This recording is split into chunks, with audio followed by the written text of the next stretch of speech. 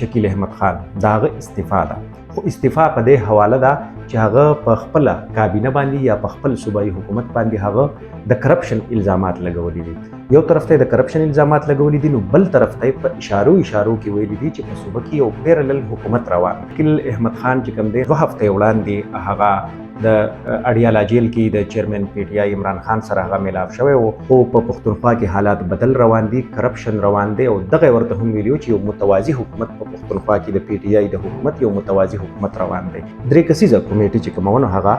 جوړه کړې شوه او هغې ته دا ټاسک ورکړو چې تاسو وګورئ چې په کرپشن حوالې سره چې کم الزامات دي هغه وګورئ، په کم منسپلۍ کې چې نو تاسو هغه انسریبل کړئ، تپوسونه وکړئ. شکیل خان یو پریس کانفرنس وکړو په پیښور پریس کلب کې. ذرایع دا هم وایي چې هغه په انفارمیشن ډپارټمنټ کې دغه پریس کانفرنس کو خو هغه پرې نه ښودلی شو. د وزیر اعلی خیبر پښتونخوا هم ډېر سخت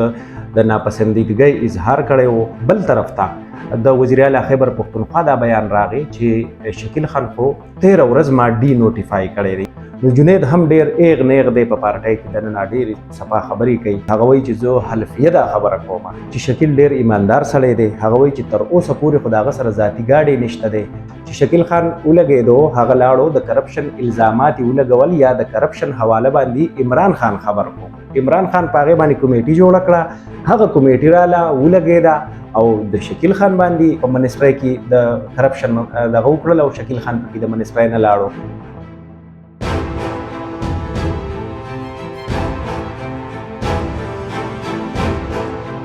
وایو هرکلې د نن ورځې اهم خبر چې دی نو هغه دی د خیبر پښتونخوا د یو وزیر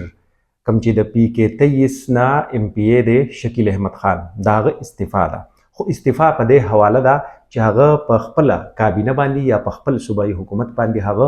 د کرپشن الزامات لګولي دي. یو طرف ته د کرپشن الزامات لګولي دي، نو بل طرف ته په اشارو کې ویلي دي چې په صوبه کې یو پیرلل حکومت روان دی. یعنی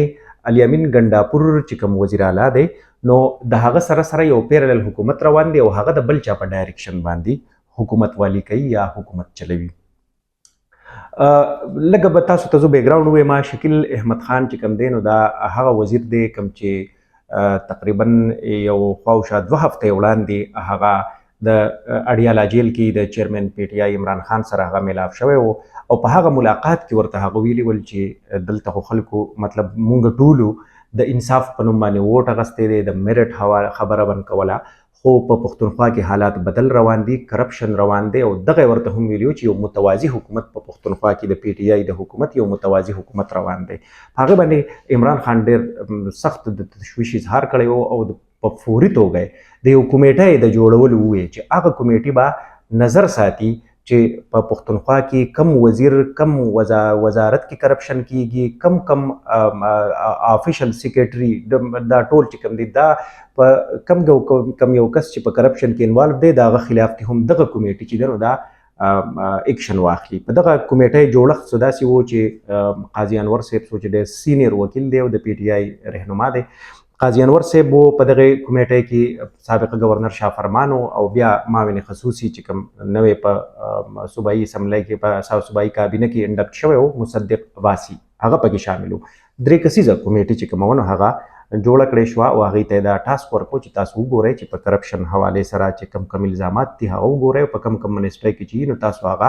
انسریبل کړئ، تپوسونه وکړئ، تحقیقات وکړئ چې کم منسټرۍ کې یا په کومه محکمه کې کرپشن روان دی. دا خو هغه زړه خبره. د دې نه بعد چې کله شکیل خان د دغې ملاقات نه بعد چې کله راغی واپس د اډیالا جیل نه نو په دغې حواله باندې شکیل خان یو پریس کانفرنس وکړو په پیښور پریس کلب کې. ذرایع دا هم وایي چې هغه په انفارمیشن ډپارټمنټ کې دغه پریس کانفرنس کو خو هغه پرې نه ښودلی شو. د وزیر اعلی خیبر پښتونخوا هم ډېر سخت د ناپسندیدګۍ اظهار کړی و، بلکې بیا دا وویلی شول چې کله هغه په هغو بیا وی چې زه خو پریس کانفرنس کوم ځکه چې ما د خان سره دا خبره کړې ده چې زه به ځم او پریس کانفرنس به کوم. خان راته هم وایي چې ته لاړ شه او پریس کانفرنس وکړه چې خان ښکاره هدایات ورکړل چې څوک به هم په پښتونخوا کې کرپشن کوي نو نورې ځای نشته دی. د دغې حوالې سره هغه پریس کانفرنس په پېښور پریس کلب کې وکړو. ذرایع دا وایي چې بیا د معاون خصوصي اطلاعات چې کوم دی بیرسټر محمد علي سیف هغه بیا په زور باندې راغی او د شکیل خان سره کېناستو په دغه پریس کانفرنس کې چې ګنې هغه څه ډېرې زیاتې خبرې ونه کړي او د دغې میډیا د توند تیز سوالونه د ریپورټرانو ده نو چې هغه زه په خپله باندې بیرسټر سیف چې کوم دی نو چې هغه په خپله باندې لږ معاملات کول ډاون وساتي. په دې کې یو خبره دا ده شکیل خان چې کوم دغه الزامات لګولي ولو نو د هغې نه بعد بیا یا الزامات لګولي ول یا هغه کوم خبره خان صاحب ته کړې وه نو د هغې نه بعد بیا د هغه خلاف باقاعده ډول باندې یو کیمپین شروع شو او هغه کیمپین چې کوم دی نو هغه داسې شروع شو چې په هغې کې نن شکیل خان سحر وختي د خپل آفیشل فیسبوک پیج نه هغه دا ورکړل چې ما استعفا ورکړه دغه زه نور کرپشن او د دې حصه نه جوړېږم د کابینې نه ما استعفا په دې ورکړه چې دغلته کرپشن روان دی او وزیر اعلی چې کوم دی نو هغه د دغې کرپشن سرغنه ده ځکه چې الریډي یو مشر او دا مشر لاندې کرپشن کیږي نو ظاهر خبره ده ګوته په مشر باندې اوچتېږي. خو بل طرف ته د وزیر اعلی خیبر پښتونخوا دا بیان راغی چې شکیل خان خو 13 ورځ ما ډي نوټیفای کړی دی یعنی 13 ورځ هغه ما د کابینې نه ایستی دی او د هغه د ډي نوټیفای کېدو چې کوم نوټیفیکیشن دی نو هغه ما گورنر ته هم لیږلی دی او دغې خبره کې حقیقت ځکه و چې نن گورنر چې کوم دی نو هغه اوس لږه شیبه وړاندې چې کوم دی نو گورنر هغه باقاعده په هغې باندې دستخط وکړو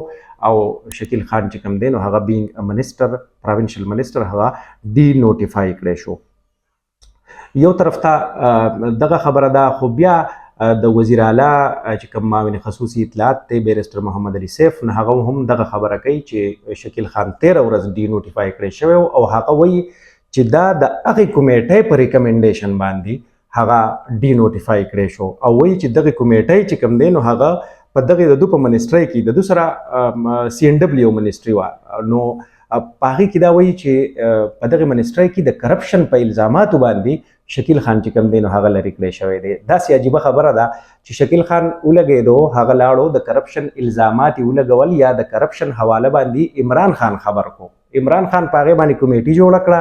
هغه کمیټي راله ولګېده او د شکیل خان باندې د په منسټرۍ کې د کرپشن دغه وکړل او شکیل خان پکې د منسټرۍ نه لاړو. داسې عجیبه غونته کې دغه وشو کار وشو د شکیل خان سره په خپله دا کار وشو. په دې حواله باندې بیا د پارټۍ ظاهره خبره ده د شکیل خان په خپله پارټۍ کې دننه هم یوه سی ده د هغه په خپله پارټۍ کې دننه هم تعلقات دي. لږ کو تاسو ته زه یادونه کوم دې ته به بیا راځم چې د شکیل خان په حق کې څوک راغلل خو لږ به زه تاسو ته د 13 حکومت لږه یادونه وکړم او 13 حکومت کې چې کوم دی نو هغه هم د محمود خان په منسټرۍ کې شکیل خانو عاطف خانو او شارام خانو دا په یو ځای باندې د کابینې نه ویستلی شوي ولو او کو تاسو فکر کړي په 13 حکومت کې هم د فارورډ بلاک جوړېدو خبره ډېره عامه وه او په 13 حکومت کې خلکو دا هم وایي چې عاطف خان ګڼي د ځان د چیف منسټر دپاره په تګ و دو کې دی یا په کوششونو کې دی دغه الزامات 2-3 به لګېدلو خو په هغه وخت کې چې کوم وزیر اعلی او محمود خان نو د دغې نه لږه شیبه وړاندې یا یو ورځ نیمه